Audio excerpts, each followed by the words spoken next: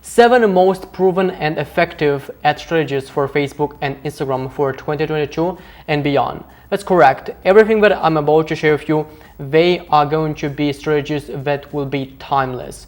Probably you've seen that there are many things that are happening with Facebook, with Instagram, with any social media platform. If you take a look just like a couple months ago with Instagram, you've seen that it was mainly a platform where people were sharing images. Now they kind of changed and they are trying to make a platform where people are sharing more videos. That's why they introduced Reels. And with Facebook, the same thing. They now introduced Facebook Reels. So what it used to work, it does not work that much, or actually it doesn't work at all. That's why these strategies that I'm about to share with you, they are proven and I've implemented for all my client accounts, and I've seen that we can keep generating results. And it doesn't matter that the platform is changing, because they are based on the marketing fundamentals. And all the marketing fundamentals, they are based on the customer's behaviors, on the customer's psychology. And as we know, these things, they do not change. Doesn't matter like what period we are living in. If we look like back then, 200 years ago, 300 years ago, the way people purchase does not change that much. I mean, they like back then they maybe purchased to go somewhere locally to buy, but the reasons why they're buying those products does not that change, because it simply boils down to the customer psychology and to their behaviors. And by the way, make sure that you watch this video until the end, because I prepared a bonus that I want to give it to you absolutely for free. So stay tuned and stick to this video until the end, and I will give you exactly how you could unlock that bonus. And now let's get started, and let's talk first of all about the first ad strategy, and that is thinking and finding your ideal target audience. Now, you might already have heard a lot about finding your ideal audience, targeting the right audience, and that's why probably you are running ads on Facebook, because you've heard that this platform, Facebook, has a lot of data about their users, and for them it is much easier, just based on your ad creatives, based on your ad inputs, they could find your ideal audience. However, I want to draw a circle, and I'm going to explain how this actually works. So if let's say that this circle is actually your entire potential customer base, right? In this circle, you have all your entire audience that your business might, or your products you could sell to them. Let's say hypothetically that it is 10 million people. Right, so we have 10 million people that might be interested in your products, and they could buy your product. Now, out of these 10 million people, that doesn't mean that you need to sell to all of them to be successful. In fact, this is not what I would recommend. Out of these 10 million people, you have this smaller circle, let's say right here. This is actually your ideal audience. And this is where you want to focus most of your time on, especially if your business is making, I would say, up to 7 figures. This is the part where you want to pay all your attention to. Let's say that hypothetically, in terms of numbers, you have here 1 million people. Okay, great. So with 1 million people, let's say that you are selling a product that has an average order value of $100, just something average. So 1 million people times $100, you could make the math and see how much revenue you could make with this number. I would say it's even you could make more than 7 figures, multiple 8 figures, just focusing on this audience. You don't need to talk to all of these people, because you see, with ideal audience here, the customers that you're going to get, they are going to be much more loyal, meaning is that they're going to come back to your website, to your business, and they will buy more and more and more products without complaining, without asking you for refunds, without asking you for lots of things. So generally speaking, they are not going to be customers that are going to be like a pain in your ass. Probably you know what I'm talking about. And this happens usually if you have products that you sell for different price ranges. You have products that, let's say, you're selling for $20, something very, very low average order value, and then you might have products that you're selling for $200, $300, $400, $500 and above. You will see this gap. why some people, they are asking you for so many things, and sometimes they're not even ending up buying from you, or even if they buy, they afterwards is going to be such a big pain in your ass, like during this buying process with getting the product. Like they will ask you so many questions about the shipping. They will ask you a lot about like discounts and things like that. So generally speaking, you really want to avoid this type of customers. They are called cheap customers, and this is not how you could build and scale a business. You cannot build a business based on cheap customers. Now maybe some of you will say, oh, but how about Walmart or Target? Well, those are really big businesses, and they could spend a lot of money on acquiring customers, and in the front end they could lose money, but afterwards they will make money in the back end, pretty much with a customer lifetime value. You are not in that kind of position, at least if you are a small business. So that's why that's not how you could scale a brand. The only way you could scale a brand is with loyal customers, which that happens only and only in the case if you are talking to our customers who are most likely to buy your products, and they are glad, they appreciate your products, and then after they get the product, they are sending you thankful messages and they are saying you thank you. That's when you know you are talking to the right client base. Now maybe a next question that you might have is, how can I talk to them? I understand the theory, but how I could practice that and use that for my business? And there are multiple ways you could talk to your ideal audience. One of the best ways is to call them out in your ads and on your website as well. So that pretty much boils down to your message. Let's say, for example, that I want to target bodybuilders. So I'm selling some kind of fitness clothing, and I want to target the bodybuilders. So this is my kind of ideal audience. Well, what I could do is, let's say in my message, I could say something like for athletic men.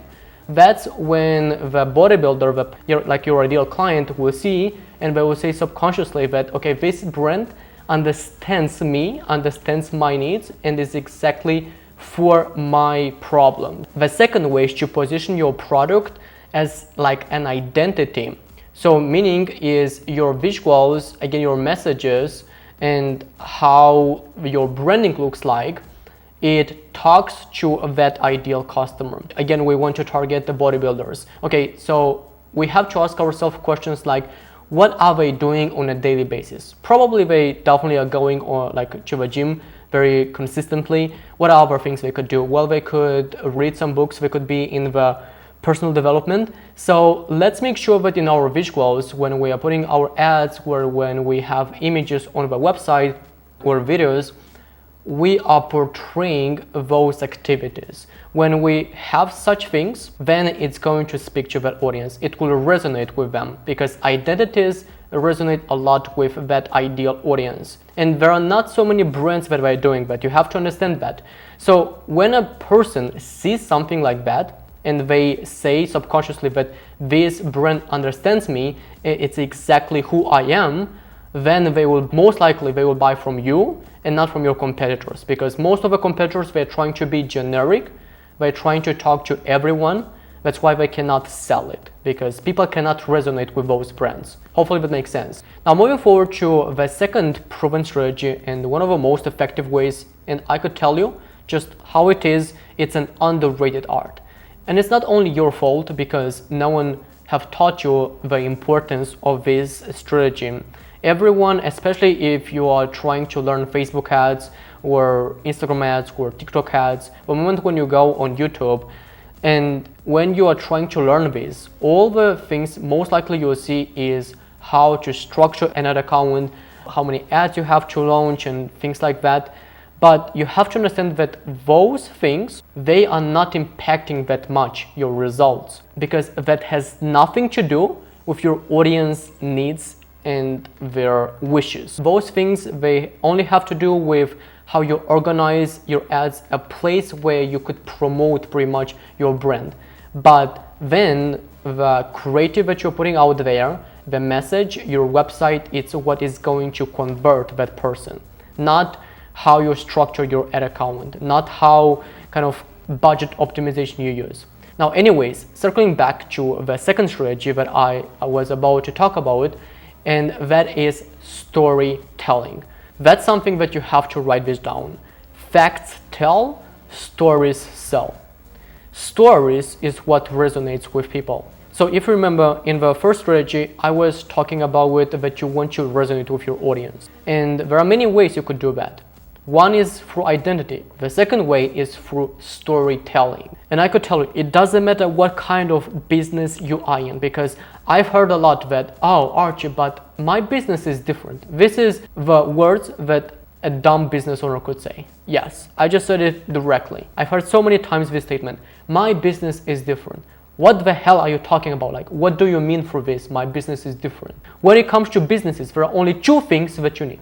One is traffic, two, conversions. That's it. Doesn't matter what kind of business you are in. You just need these two things in order to scale a business. Traffic is pretty much how you acquire those customers for what kind of channels, and conversions is everything that it has to do with your conversion rate optimization, with how you communicate to that person, and also it has to do with the message and how you resonate with that audience. And that's what now we're talking about, storytelling. Storytelling is what making people feel that actually this product, this business has some kind of meaningful messages that they are trying to articulate with this business. It's not just another brand, another product that they are just putting out there and they're kind of trying just to make some money, because people do not care about your cash flow, about your profit. They're just caring about themselves, and they want to also know who is behind the brand. What is the story? What makes this brand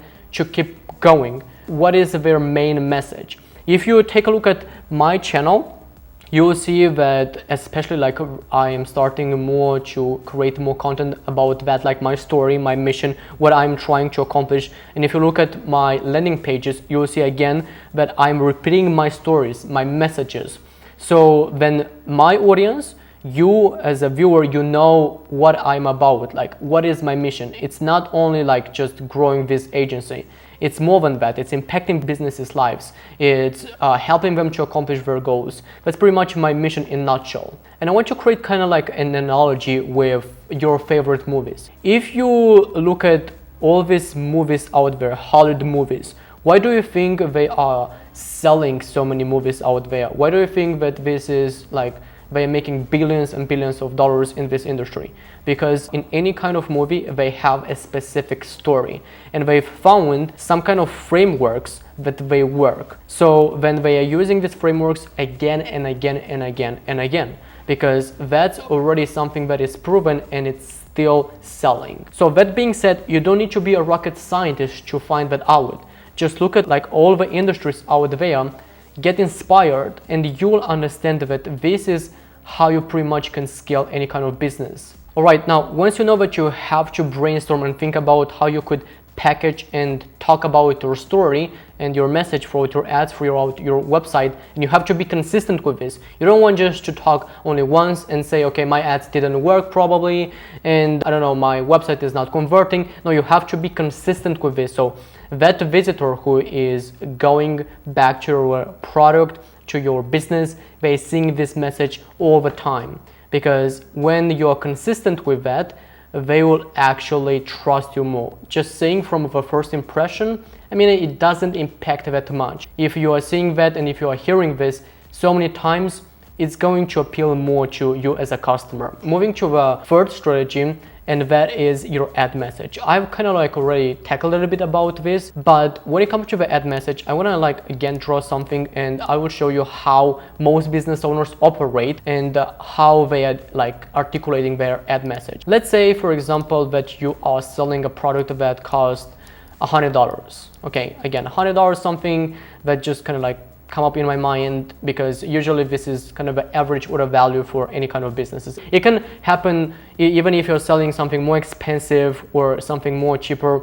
It doesn't matter. I just want to kind of show you the way most business owners think about this.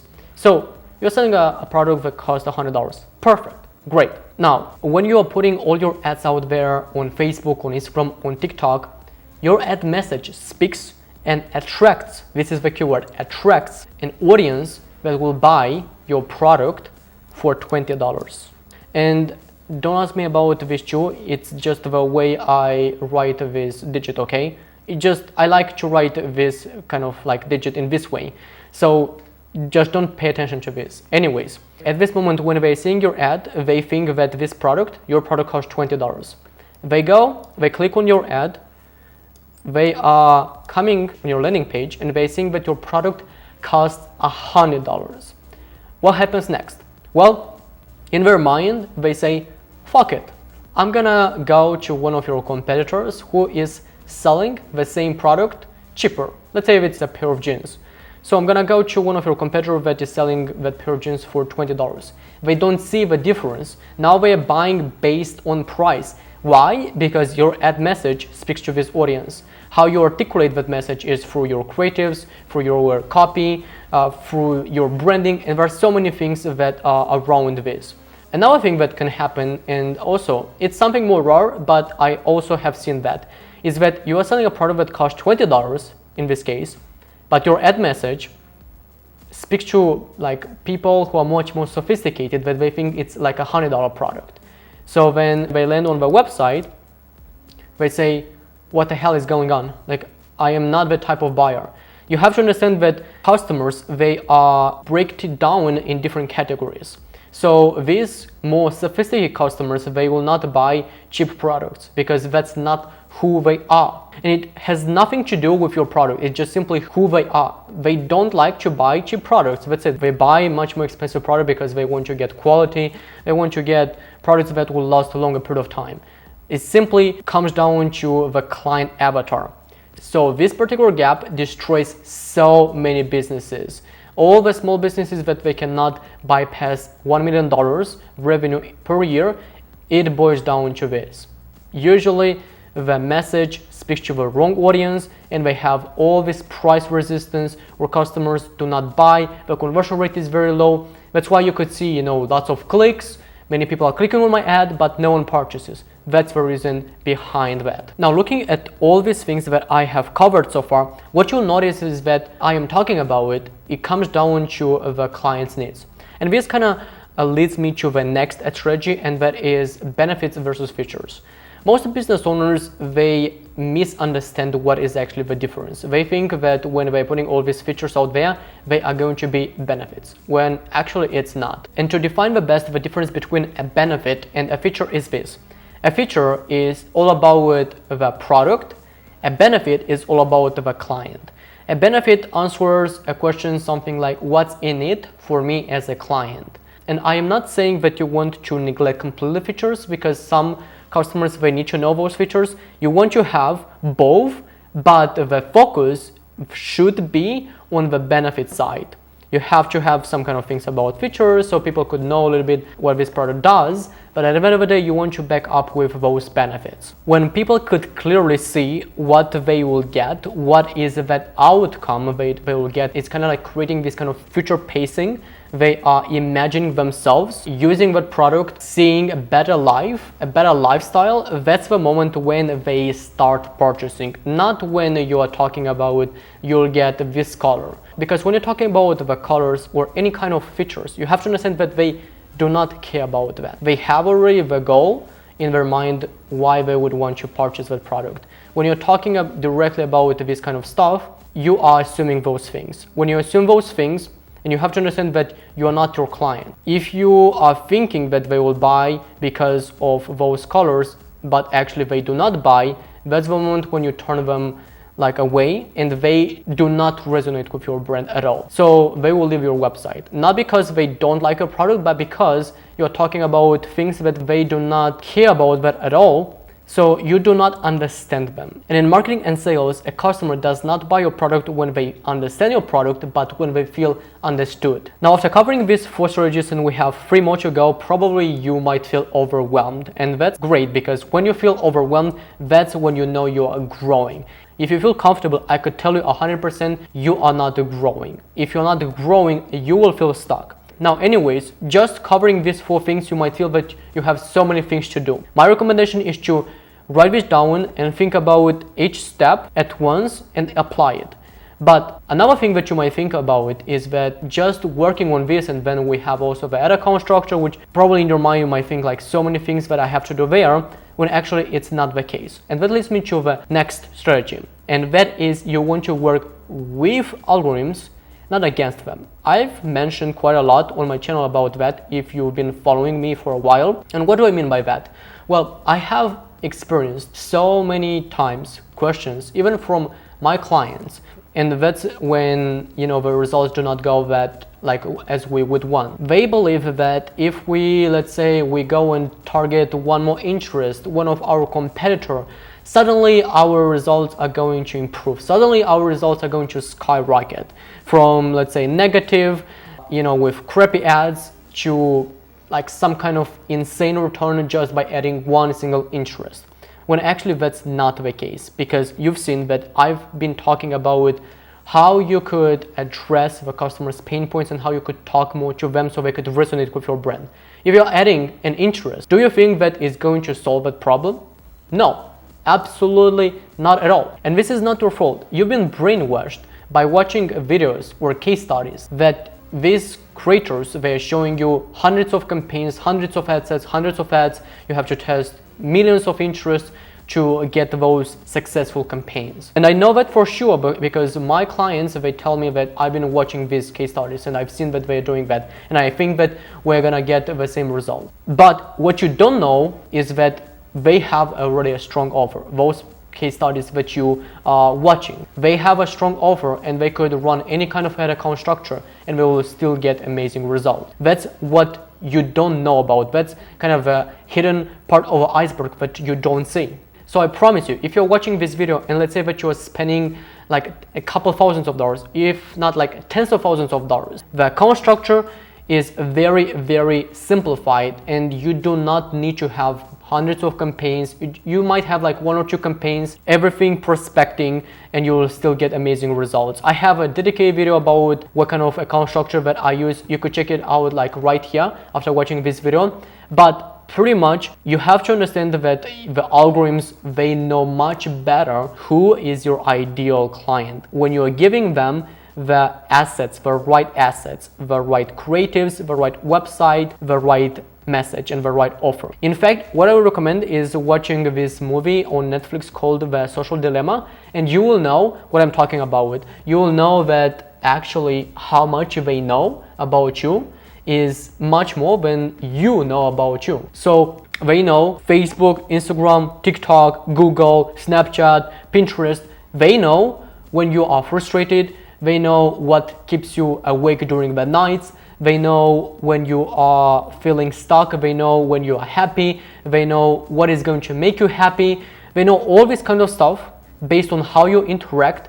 And in fact, the more you stay on their platform, the more data they accumulate about you. They could foresee and they could forecast what you might do in the future. And that's why the ads that you're seeing on your platform, on your feeds, on your stories are going to be completely different from what I see on platform, because the way we interact, the way we engage on those platforms are completely different. How those behaviors are very, very different. Hopefully that you understand that, and from now on you're going to work on the things that actually matter and move the needle. Now this strategy also moves me to the second one, and that's a simplified ad account structure. I kind of like already covered on this part, but a simplified ad account structure is simply like very self-explanatory. You want to simplify and use a very, very kind of short and small account structure using one or two campaigns. One might be for testing, one might be for scaling.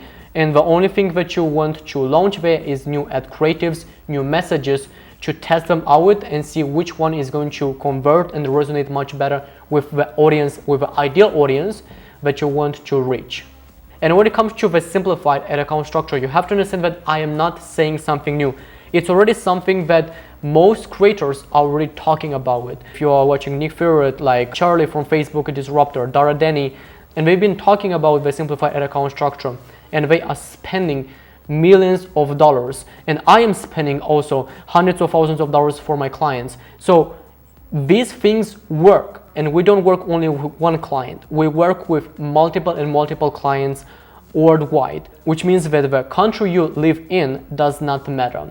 The language that you are using does not matter, because the way algorithms operate, they operate the same in any kind of country, using the same kind of languages. So those things do not matter. At the end of the day, it all boils down to the customer. And now, talking about the last strategy that you could use for the next decades, doesn't matter what kind of platforms, social media platforms are going to appear in the future, you could still use this strategy and it's going to work very, very well. And that is finding new winning iterative ads. What is an iterative ad? An iterative ad is pretty much testing one thing at a time, testing things in isolation. What can you test in isolation? Well, you could test the copy, the message, the landing page, the visuals, the ad hook. And you have to understand that you want to change one thing at a time. Meaning is that, let's say you changed just the ad hook, but the other things are going to be the same. The copy, the message, the landing page, absolutely the same as it was with the first ad.